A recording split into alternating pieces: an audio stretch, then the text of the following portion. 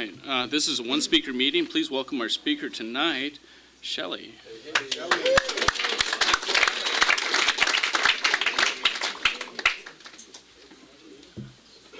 My name is Schelly, and I am an alcoholic, an addict, and a whole bunch of other stuff if I think about it long enough. I am thankful and grateful to be in a meeting. It doesn't matter which fellowship. I'm just thankful and grateful to be in a meeting, a 12-step program. I like to welcome the people that sit up as newcomers and tell you that we've been waiting for you, and you will never drink the same again. It will be all jacked up, because you will hear us in your ear talking about keep coming back, you know, and a bunch of stuff. So welcome.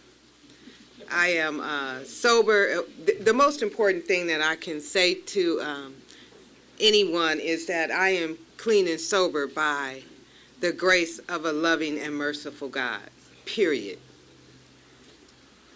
Not by any virtue of my own, not because I work 12 steps and 12 traditions and the 12 concept perfectly 24 hours a day, 7 days a week. Not because I hang out with the right people, not because I know Neil or Sean or anybody else. By the grace of a loving and merciful God. And if I'm sure you know, grace is unmerited favor. I didn't do anything to deserve it. I don't have to do anything to deserve it. It is bestowed upon me by a power greater than myself. Now, I got here because I drank and I used. I remain here because on a day-to-day basis, the only thing that I can manage to bring to the table, and in and of itself, I can't manage it on my own, I have to ask God for the power, is the willingness to do whatever the hell it takes to stay here. To stay without a drink in my hand, a hit, a pill or a fix or whatever it happens to be that I obsess on. The longer I stay sober, the more I understand that I can have an obsession for a whole lot of things that don't have nothing to do with drinking, using, or a pill. But that can be quite as dangerous. I don't believe, it's been my experience that because relapse has been a part of my my story, I don't believe that relationships or anything like that get you drunk. What I do believe is that the feelings that, let me speak about myself, that I feel can lead me in that direction if I don't have the power to do something different, to make a choice. And the only time that I have the power is if I ask God for it. You know, it's just, my story is real simple. I got here because, man, I was toe up from the flow up. And it wasn't like I wanted to be here. I didn't. When I got to the fellowship, I was fairly young, 27. I had a 6-month-old kid. And it wasn't that I didn't do it for him. I didn't do it for anybody. I was just sick and tired of my own bullshit. I don't know about anybody else. I was sick and tired of being sick and tired of me, period. Period, telling the same story over. Next time, it'll be different. I'm so sorry. I didn't mean to. Please, you know, God damn. I was sitting on the curb. I was sitting on the curb like this, man, trying to figure out how in the hell did I do this shit again? Just how did I do this? I had been in the rooms, but I didn't understand the disease from which I suffered. What I did find out, though, was that I suffered from a disease, that it wasn't about being good or bad. It wasn't about being right or wrong. It wasn't about any of that stuff. It was that once I had the obsession of the mind. I was going to take the drink. Once I took the drink needed a drink, and I would not be able to stop. I would not. Kids, no kids. Job, no job.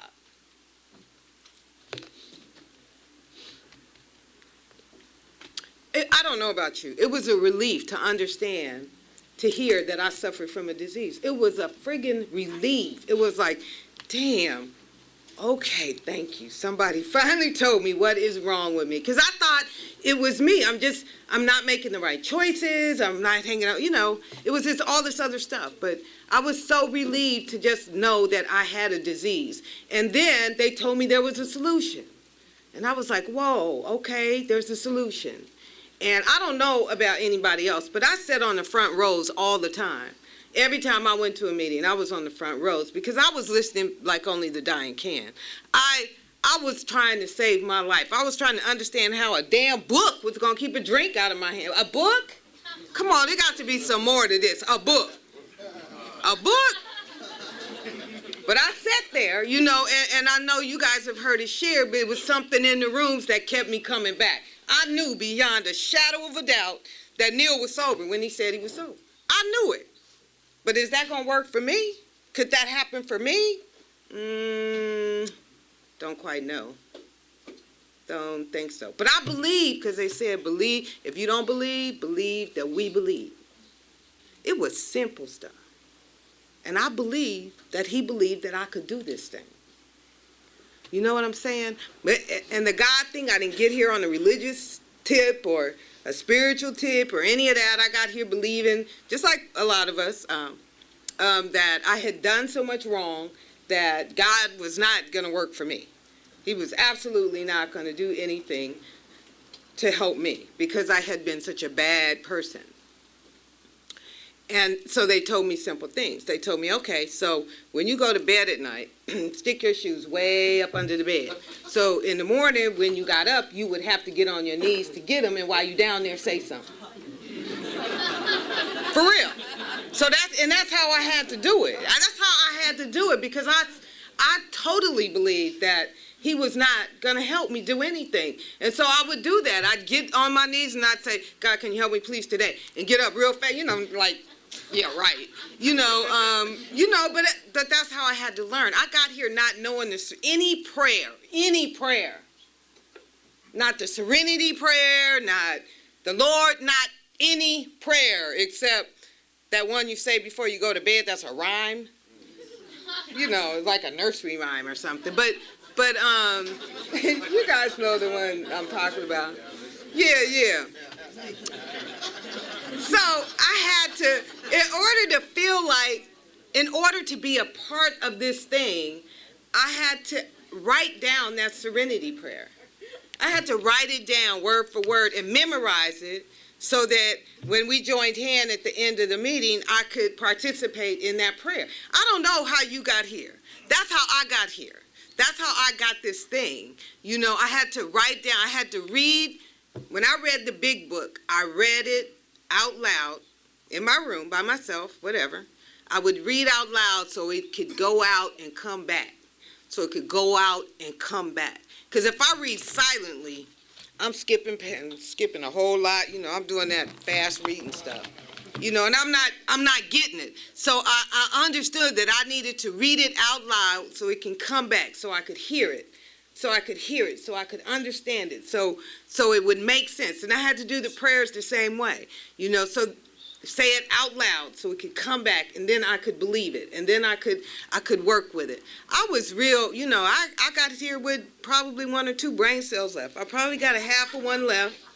I drank. Drinking and using was my solution. It was not my problem.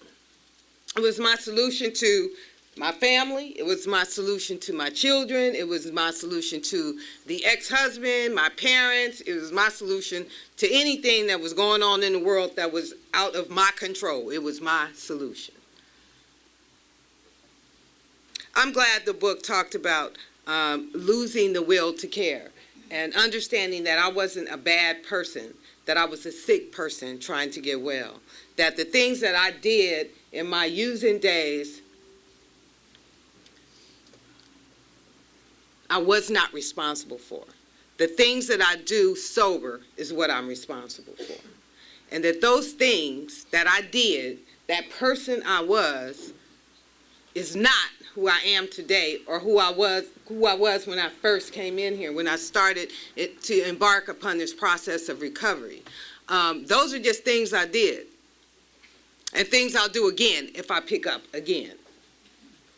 You know, I am just forever grateful for this fellowship. We talk about giving back our lives. I think Alcoholics Anonymous gave me a life, period. It gave me a life. I didn't have a life. I was just existing. I was just living day to day as best I could as the way I thought life was supposed to go. I'm one of those people who grew up on the TV. You know, I grew up, that was my babysitter. Fathers Knows Best. And what's her name? The lady that had the cookies, that I can't think her name, June Cleaver. You know, those people. And that's how I thought it was supposed to go. And I look around in my family, and I'm like, something ain't right here, something ain't right. And then I used to think that I was born into the wrong family. I really did. I really believed. I'm like, who are these people? They don't, you know, I just never fit in. I never fit in. I didn't fit in my family. I didn't fit in school. The first drug I ever took, and I didn't physically take it, but I ever experienced is what I call fanaticism.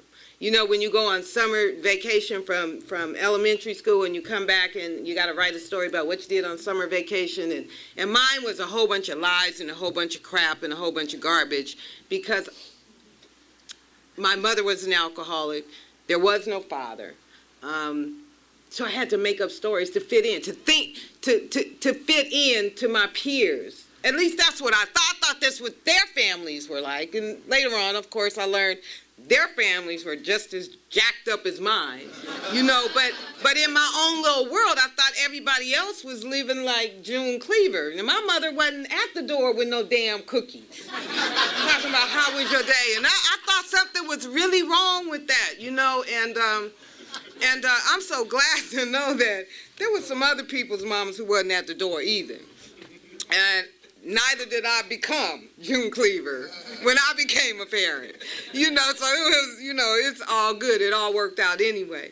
But, you know, I find that what I really suffer from is me. That's my problem. Me. This between my ears, it is not my friend. Trust me. What's between my ears is not my friend. Not even today. Not today, not in a sober state of mind. In a sober state of mind, my head will tell me to do some stuff that is just really questionable. And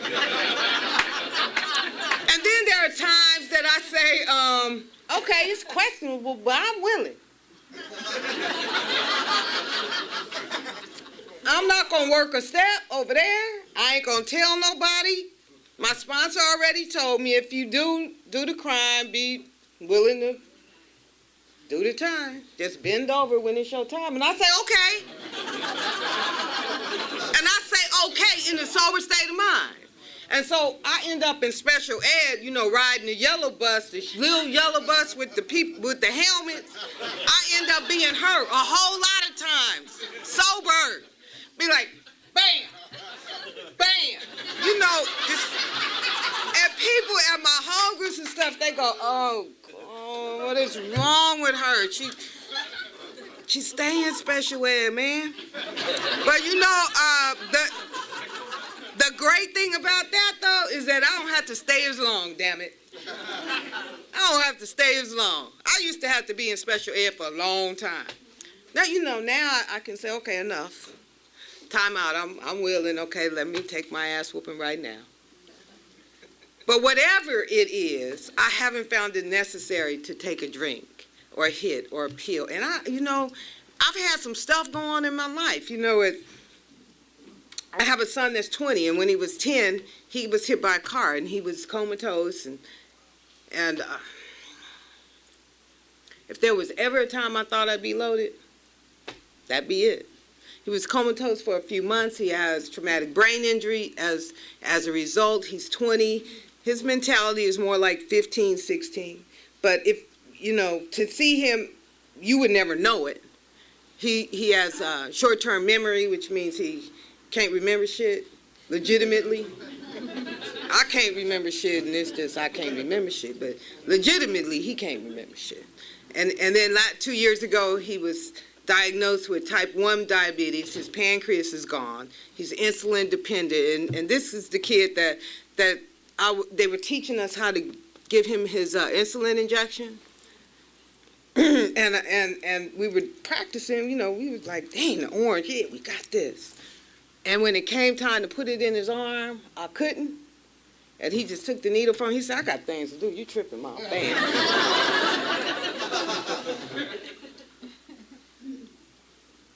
He takes lemons and makes lemonades. He teaches me patience, tolerance, and love. He teaches me on a daily basis. This kid has taken everything that's been thrown at him and made lemonade. And I want to come in a meeting and I want to cry about those people at work said boo. Or those people are not doing what I think they should be doing. Are they not treating me right? They're not respecting me, giving me the respect I deserve.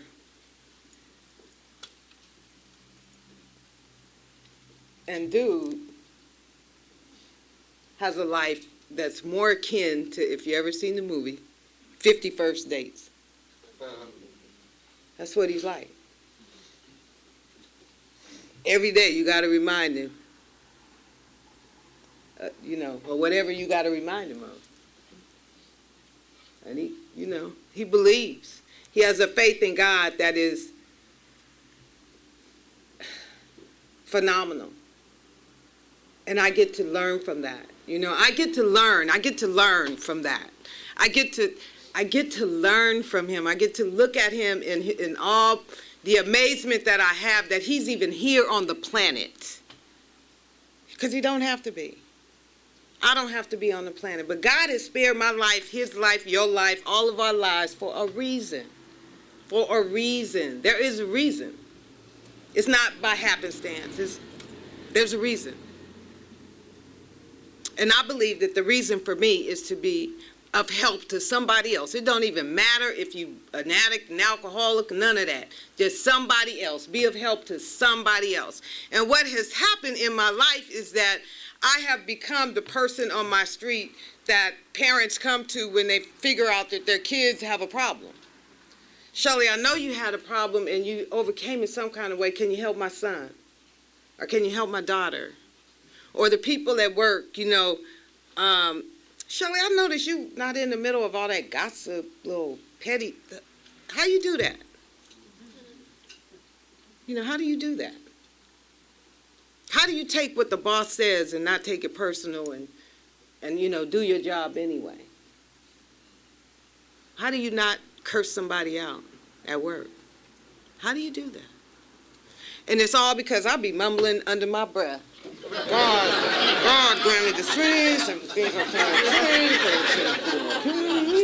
to know the difference. In board meetings, I'm saying a prayer because that's what you guys taught me to do. That's what you taught me to do. You taught me when you ain't around, when there's no place to get on the floor and pray, or no way you can get to a phone and call somebody. You're in the middle of doing a business deal. You can't stop and say, call your sponsor. You have to be able to get in contact with a God that can give you the power to say, no, thank you. I ain't using, I ain't cussing you out, I ain't drinking, I ain't going to act out today. That's the kind of God I got that work anywhere I am. It don't matter where I am. That's the kind of God I have. So I need a God that gives me the power to say, no, thank you. I don't want to act like that today. I don't want to do that today. Or in this moment, I don't want to do that. I don't feel like losing my job. I need my job. You know, however you get to that God is however you get to that God. I urge you to please find God. You have to find God in order. I can know a whole bunch of stuff in this book. I know this entire book. I have a wonderful sponsor, 30-something years. I know about the 12 and 12. I've done inventory after 12 and 12. I've done 9,000 inventories. Check this out. I will still use today. Because it ain't about what I know. It ain't about how much I can quote out of this. The bottom line, the real bottom line of all of this stuff, the only thing that's going to stop me from taking a drink, a hit, pill, or fix is that I have a relationship with a God. And the God that I have is accessible to me anytime I need him. Anytime. That's what's going to stop me. Because you know what? I ain't finna call Neil. If I had the obsession of the mind, that means I'm set on drinking. The thought that overrides any other thought. I ain't calling him for shit. I want a drink. What am I calling him for? You want cheesecake. I want cheesecake. That's what. What I'm gonna call him? He gonna try to talk to me. He gonna mess it all up. So why? If I want to drink, why am I gonna call somebody? People say, call me before you drink. Yeah, right. Not. You know, so I just can't get with that one. I can't get with, I hear people say, you know, play the tape through. Well, my shit stops halfway before it get bad. I play the tape, and I get to the part where I got the blast and I want another one, but I don't get to that bad part where I'm homeless, I'm walking the street, or I'm standing in the alley, or I'm doing guys in the alley for the next, you know, my tape don't go that far. It just stopped when it's just like a little bit, and then my head says, see, I've been sitting in the rooms long enough, because y'all done told me enough stories that now I think it's a new way to do it. I got a whole bunch of information for people in the rooms because they done it different. They still end up here, but you know, I don't hear that part. You know, I'm not listening. Oh, it's a new way? Oh, it's a new way to do it. Okay. So I got that information plus what I think I know, which is enough stuff to get me loaded. And I'm off and gone again. So I must have a conscious contact with a God of my understanding. I must have. You know, and in this last year, I don't have much time, but I would like to share with you a story about my other son. My other son is 23. In the last couple of years, he, you know, he been doing the wrong thing. I won't say hanging out with the wrong, just smoking weed and doing whatever 23-year-olds do. You know, went to jail a couple times, right? Ended up the last time with a gun charge, and they were going to give him 13 to 15 years in prison. And he called me when they picked him up, and he said, Ma, I can't do this. You got to get me out of Ma. You got to, I said, dude, man up. Because if you can't do the time, I don't know who the hell you think gonna do the time for you. Now, this is a kid that I have saved every time, his whole entire life. Always caught him before he hit the bottom. And I had to make a decision at that moment if I was going to catch him one more time or if I was going to let the chips fall as they may. It took everything I had to let that boy sit in jail. And I'm one to say, I don't do jail. I ain't going to see you. I ain't sending no money. I ain't sending shit. Good luck. See you when you get home, maybe.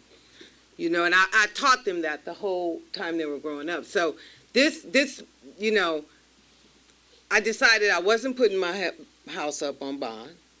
Not for what? For him to come home, jump bail, and then I'm homeless? That didn't sound right. You know, so I let this boy sit in jail. And then I wouldn't go visit him. And it came one day, and I had to inventory this whole little situation with this son. What I discovered, I wrote his name, and I wrote all my columns out, and I got to see what my real issue was with him going to jail. And what I discovered was it had absolutely nothing to do with him going to jail, but it had everything in the world to do with my image. My image in the rooms, because everybody in the rooms know my kids. My image in my neighborhood, because everybody in the all my neighbors knew Brandon. They knew his, he was in jail. My image, it was all about me. It was nothing about him. Nothing, not one thing. He went to jail, that's all he did. But all the rest of it, all the pain I was feeling, all the hard, fast rules that I had made for myself, because I boxed myself in like this, were all about me. It was all about me. And I had to relinquish that to God, and I had to ask God, what would you have me do? And my answer came in one day when I got in my car and I headed downtown to go visit this boy. And when I saw the line, I said, oh, hell to the no. I fly. I'm next top model, right? So I ain't supposed to be standing in no damn jail line, no way. My thinking, that's what I say. So I walk up there and I'm all cute. I got on heels and stuff, and I'm all cute, and the girl went, because, I walked to the front, kind of. And they was like, oh, no, baby, it's way back there, And I was like, and I went to the back of the line, and I watched the people, and it was really hot this particular day, and I'm like, I could be shopping, I could do this stuff, and then I could come back and get in line, it'd be shorter, and all this stuff. And I had an Eskimo, which is the guy that was in front of me who was there to see his son. And he just kept talking to me the whole time. As time went by, an hour at a time, a minute at a time, and I stayed in the line until it was time to go see my son. And when I did get to see him,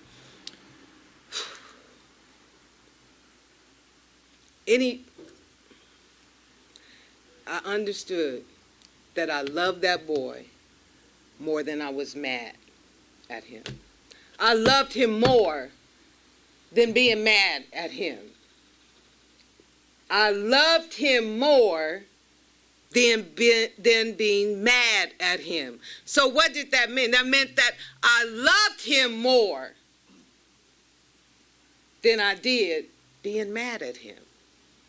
So I had to put aside my ego and pride. And we visited. And then the next time I came back to the jail to visit, this time I had my tennis shoes on. I watched the girls in the line. I had my hair like this with a pin through it, because they taught me how to go to jail. The people in the line taught me how to go visit somebody in jail. You put your pin through your hair, and you have your driver's license. That's it. You don't have nothing else. That's it. That's all. So I learned. I assimilated. I learned, and by the grace of God, that son is home today. And when he got home, he put down everything. He sold all his clothes, the big sagging ass clothes. He sold all that shit. He ain't smoked a joint since. He ain't drank a drink since. He put himself back in school. He got himself involved in some mentoring programs. He got himself baptized at a church. I had nothing to do with it. I don't even go to the church. He go to the church. And he's just turned himself around. Now, then I'll get jealous. Like, how you could do that? And how come I gotta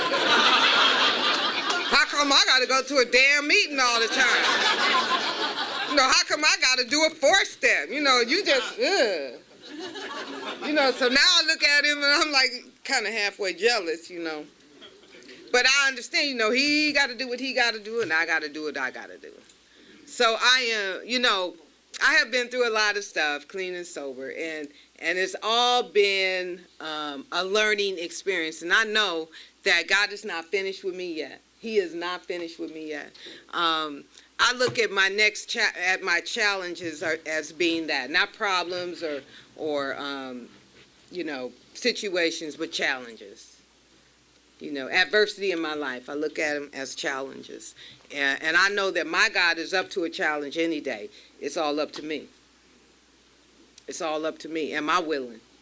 God is always willing. The question is, am I willing?